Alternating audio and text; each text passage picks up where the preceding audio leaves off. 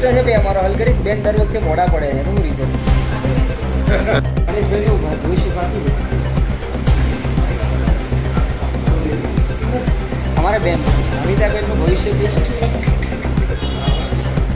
બેન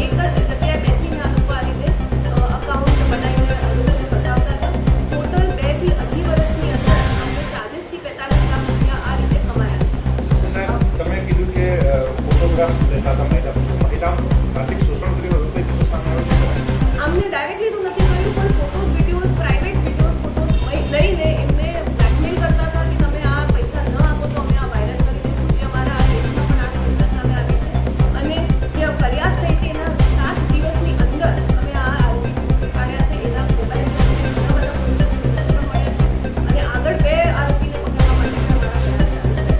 આમાંથી એક જણ આનો રિશ્તેદાર જ છે અને એક પીડરનો મિત્ર.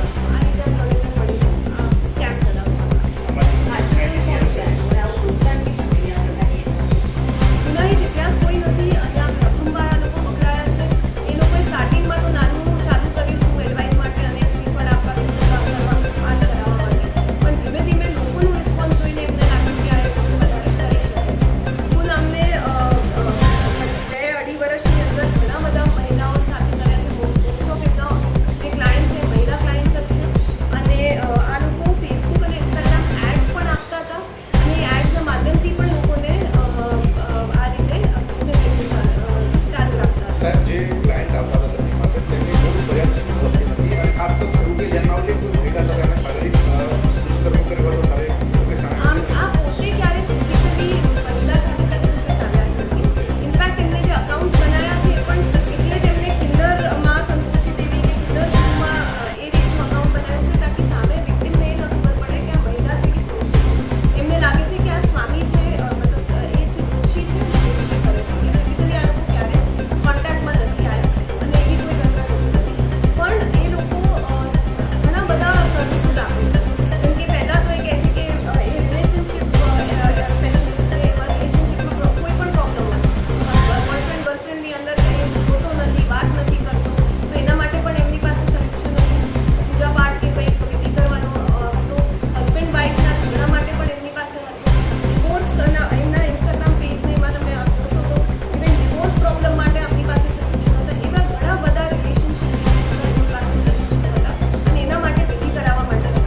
અને ખાસ કરીને વશીકરણ સ્પેશિયલિસ્ટ એ રીતે પોતાને પ્રોજેક્ટ કરતા હતા અને શુદ્ધિકરણ સેરેમનીથી આ લોકોના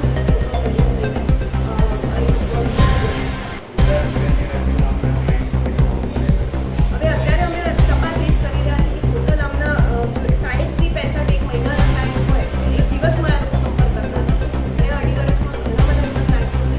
આગળ અમે એ જ તપાસી રહ્યા છીએ કે કયા ક્લાયન્ટ્સ હતા. ઘણીવાર ક્લાયન્ટ્સ સામાજિક ઇસ્યુઝના લીધે કદાચ સામે ન આવી શકે એટલે અમે અત્યારે તપાસમાં વધારે ફ્રોડ, ફાઇનાન્શિયલ ફ્રોડ કોઈ એવું ક્લાયન્ટ હોય જે અને ગુજરાત ના હોય તો એમાંથી તપાસ કરી શકીએ. સાહેબ, આજે આરોપો સોશિયલ મીડિયાના માધ્યમથી લોકોને ટાર્ગેટ કરવામાં આવે છે. એના જે એકાઉન્ટ મળ્યા છે તેને બ્લોક કરવામાં